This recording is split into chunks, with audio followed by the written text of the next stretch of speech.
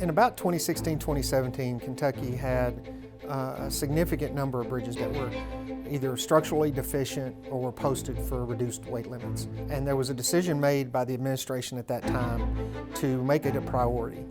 Previous bridge projects would typically take about 4 years from the time they were funded in a highway plan to the time they were let to construction.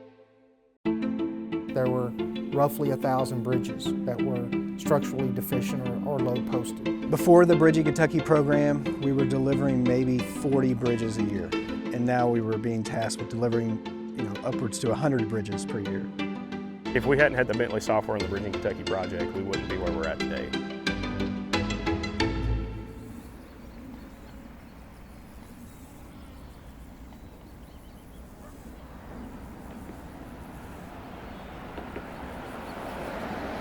With a project this big, we couldn't do things the old way. We had to figure out ways to find efficiencies in every step of the project. And really it all starts with survey. We can't work on any other pre-construction activities really until we know what's out there. Hi, I'm Ben Chinnaberry. I'm the survey director for QK4. We were the survey leads for the Bridging Kentucky program and now for the Bridge Delivery program. Survey is the foundation for design engineering. Starting with good data alleviates mistakes in the future at the point of construction. If the construction company has wrong measurements from us at survey, that costs, in some cases, millions of dollars on the back end. So starting with a good model at the beginning saves time for the designers and saves money for the contractors. Historically, a bridge survey for KYTC would be a 2 or 3 month process for our survey team. What KYTC asked us to do is cut that 2 or 3 months down to 2 weeks. And at the beginning, we thought, well, we need the time. When I first heard about the project, it had me worried because it sounded like we were going to be living on the road and never see our families again with all the amount of work that we had to get done. It used to take us around 2 or 3 weeks from processing the bridge data that came in to getting a final product with the bridge modeled. We didn't have the time or the budget to go back out multiple times. So how can we gather efficiently the most amount of data that we can gather in order to be able to finish the design, the environmental process, and not miss anything? The way that we collect data now for survey is with intelligence. Every survey shot that we take, we code in such a way that it carries the knowledge of what that point is and how that point is going to be used. So our survey codes are linked to survey features within that 3D model that have attributes that say what that point was. We combine those intelligent code shots with drone point clouds or LiDAR point clouds to compile that whole environment in one iTwin. That twin then goes to the design engineers. The design engineers have all of the intelligence in one model to make decisions by. It was critical to be able to use a platform that would work across all disciplines. We would not have been able to deliver a program like Bridging Kentucky without a tool like Bentley ProjectWise. The Bentley platform gave us the opportunity to streamline the data handoff from survey directly to design engineers in every discipline. Open Road Survey gives the roadway engineers, the bridge engineers, the environmental, utilities, right-of-way, all of those different disciplines can reference in our data and have all of the information that they need on one cloud platform, ProjectWise, and collaborate across thousands of miles. They don't have to be here in Kentucky. A picture is worth 1,000 words, right? And a model, I don't know, is worth a book. It allows you to see on a computer screen the reality of that environment from behind a desk. And you can share that on a Teams meeting with people halfway across the country, figure out where you're going to put your cranes, where you can store your materials while you're building the project. And you can do this with anybody now, instead of having to actually meet in the field and discuss these things. You can do it anywhere.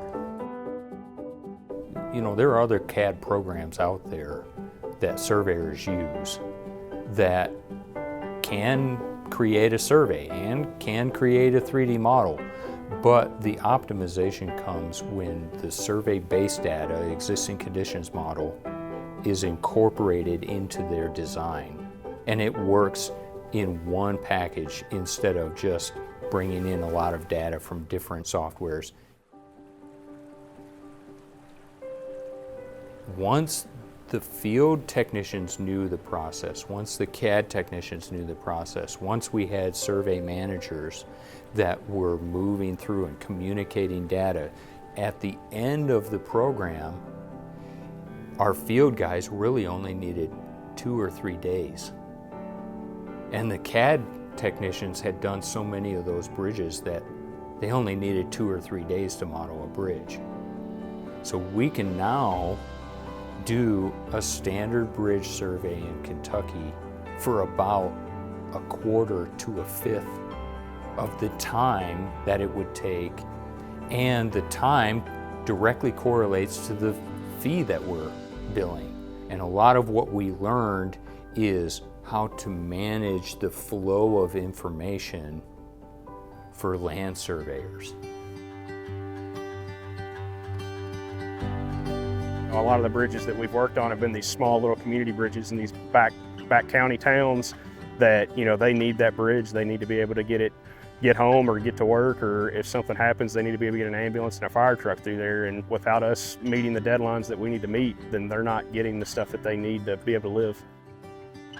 Weisenberger Mill Bridge is one of the only ways to get in between that area of Scott County and Woodford County.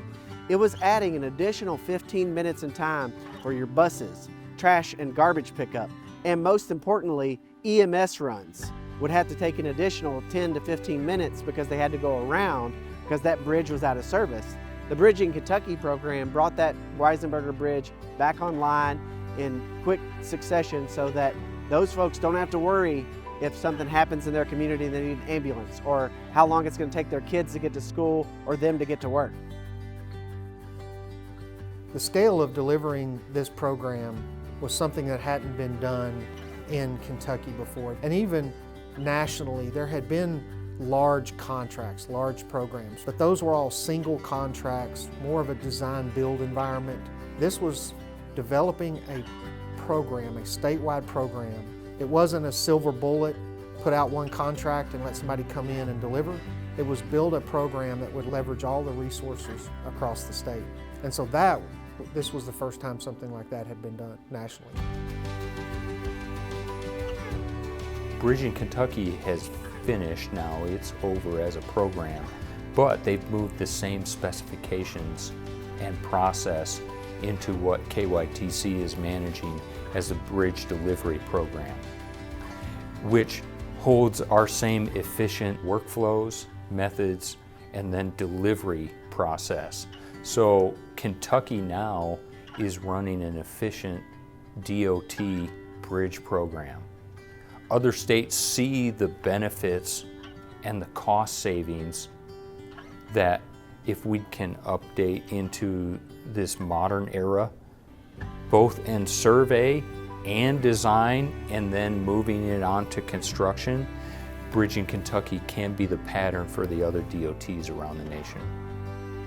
As we worked on the Bridging Kentucky program and word got out about what we were doing and the unique things we were doing, we worked with Federal Highway Administration and went around to workshops with other DOTs around the country to explain the unique approach that the Bridging Kentucky program was utilizing to streamline schedule and scope and costs of bridge projects to be able to deliver large number of projects with a limited amount of resources. The Bridging Kentucky program developed that model, and that model is now a model for other states.